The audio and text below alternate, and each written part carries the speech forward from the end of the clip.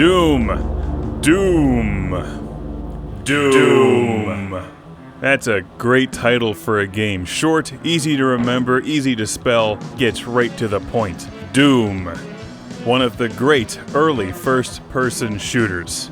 Originally released by ID Software in 1993, Doom is like the Pac-Man or Space Invaders of the early 1990s, a game that was so revolutionary, so popular that it literally changed video games for the next decade, and has inspired scores of video games after its initial release. You know how there's like 1,000 games on the Atari 2600 that are just various clones of Space Invaders? Well, first-person shooters today are still not all that different from Doom or Castle Wolfenstein 3D. I played this back in the day in 1994 on the PC. This is Doom on the Super Nintendo.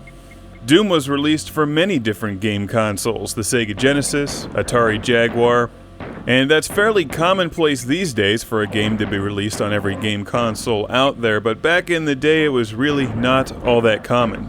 That's how popular this game was. Wolfenstein 3D was first, but there's just something about Doom that really caught people's attention. I think it's the environments. They just took Wolfenstein, the formula from Wolfenstein 3D, and just amplified it to this ridiculous level. And it's still a wonderful game to this day. Not this version, though.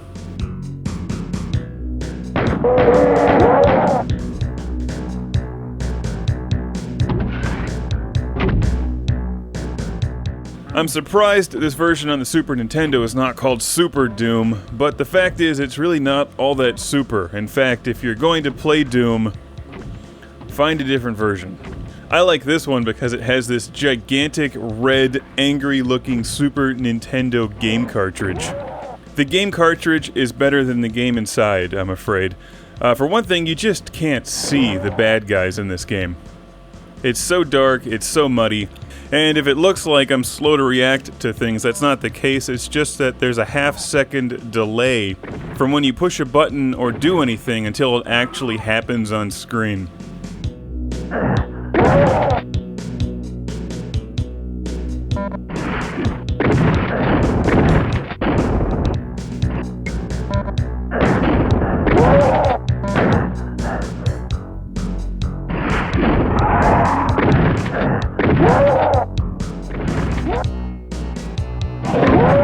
It may not be a half second, but it's close. It feels like an eternity. I'm curious to check out some of the other versions and see some differences, but if you really want to play Doom and enjoy it today, I'll recommend the Xbox Live Arcade version.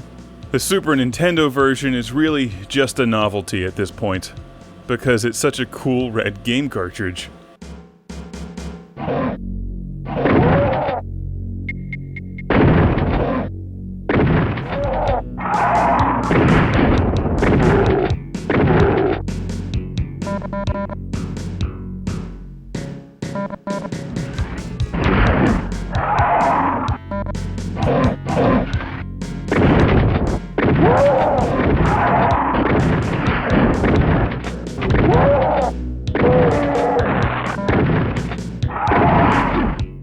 Let's be honest here, the Super Nintendo and the Sega Genesis, both 16-bit machines, had their strengths.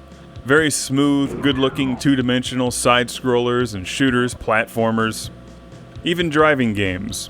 These 3D-style games like F-22 Interceptor for the Sega Genesis, this one on the Super Nintendo, they're slow, they're sluggish, they're practically unplayable today. It's hard to remember what they would have seemed like back in 1994 or 1995. But these days we're used to very smooth shooters, instant response time.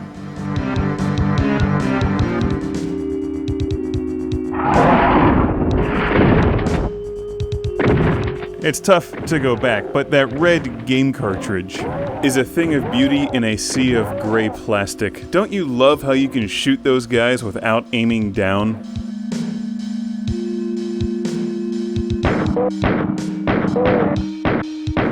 That's how we got headshots back in the day. If you saw some movement, just generally aim yourself in that direction and fire until it stops moving.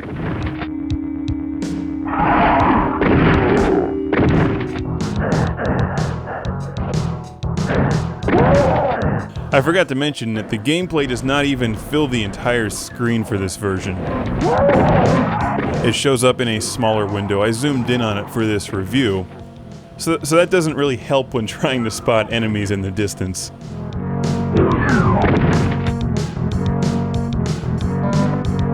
It's not a minigun, it's a chain gun. Yes, Doom is a classic. A wonderful game that should be played by everyone listening. And those people who aren't listening. So if you are listening, tell the ones who aren't listening to listen and play Doom.